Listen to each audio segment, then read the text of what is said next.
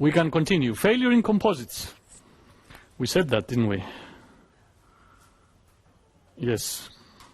So, a single ply can fail in at least 5 different ways. Remember, a ply is just one layer with fibers in one direction, at least for unidirectional tape material. So the first type of failure is tension along the fibers. Now, tension along the fibers might mean a lot of things. It might mean that you actually start pulling the fibers away from the matrix if the matrix bond to the fiber is not strong enough, or you can simply be breaking fibers.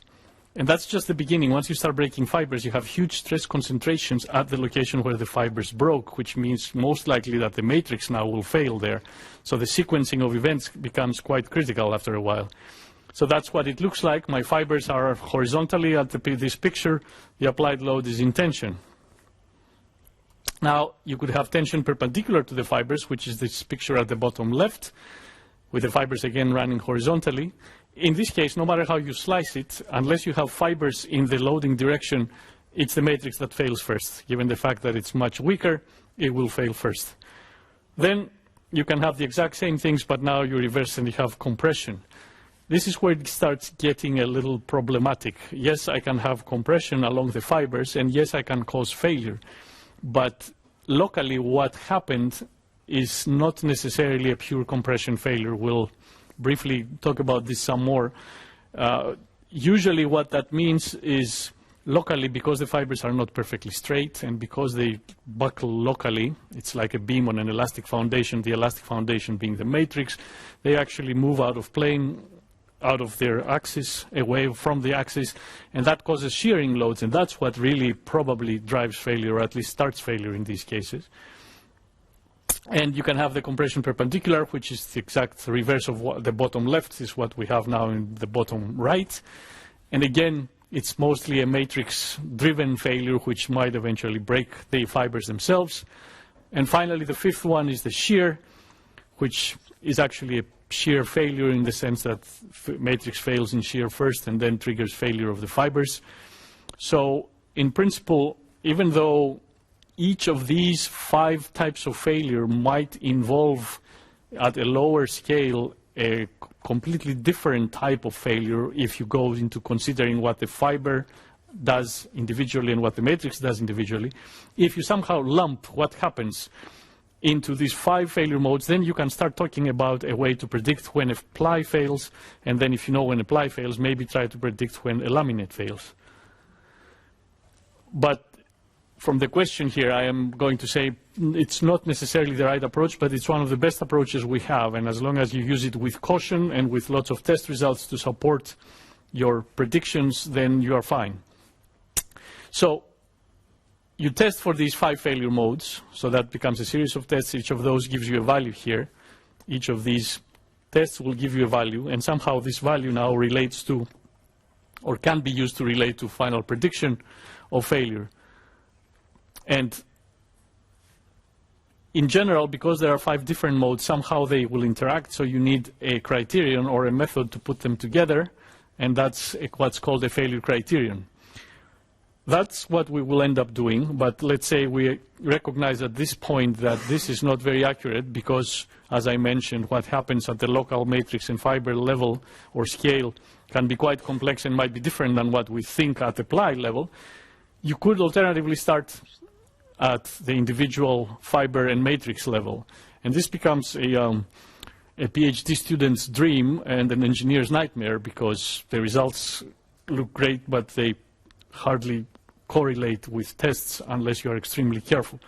If I have a laminate, or a ply, single ply, a single layer with fibers, let's say in this direction, and I apply a tensile load. Now, the fibers do not all have the same strength.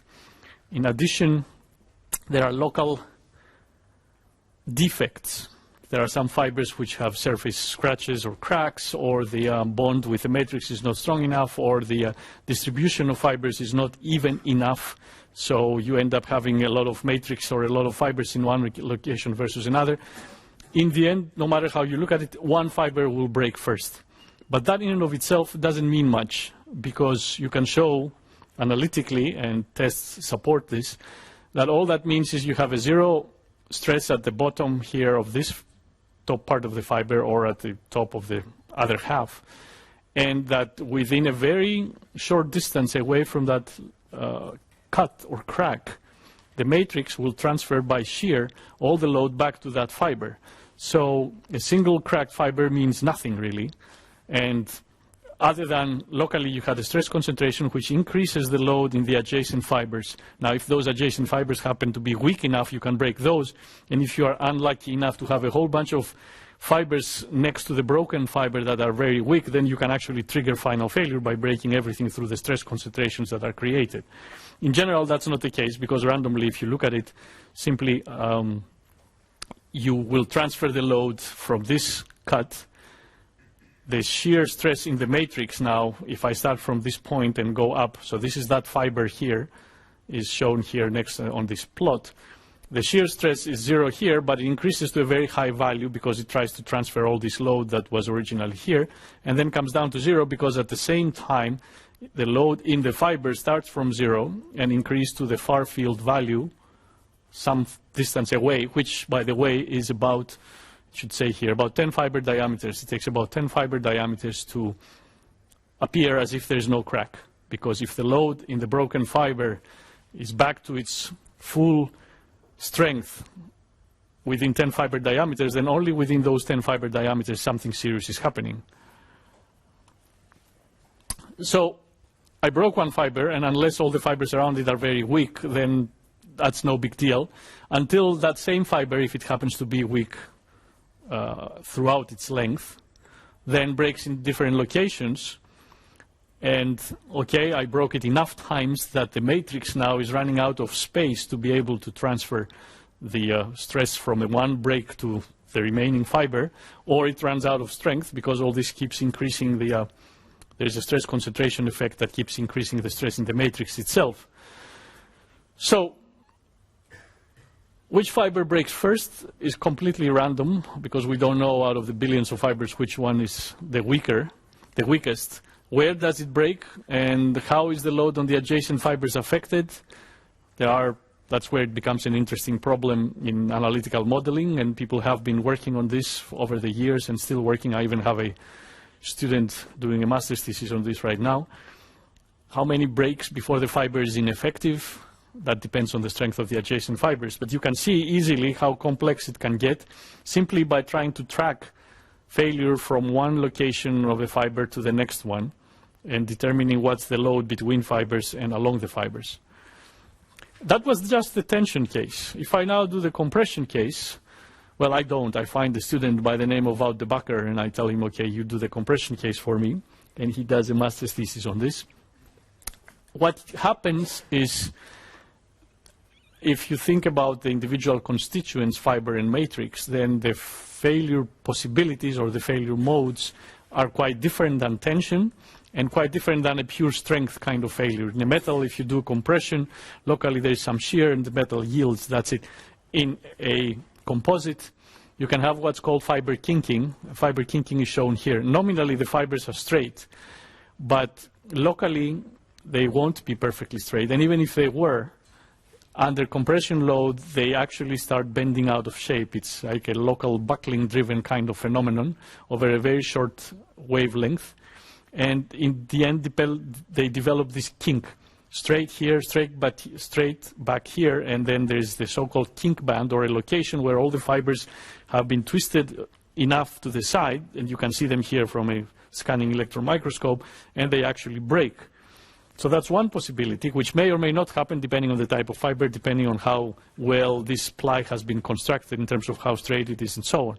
The other possibility, which is more common, is that you can have fibers wavy, even though you expect them and you nominally they are straight. If you look at a small enough piece of the composite or of the ply, you will see that they are wavy, and there are the two theoretical possibilities, which are the in-phase case, basically all the fibers are in phase, or the out-of-phase case, which they are 180 degrees out of phase, or of course the reality, which is a mix, and we don't do the reality because it's too difficult unless you do a Monte Carlo simulation.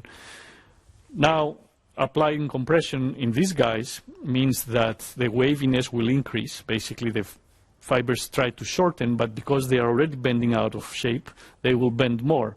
As they bend more, they develop higher bending stresses. So the combination between the compression stress and the bending stress will eventually cause this to fail.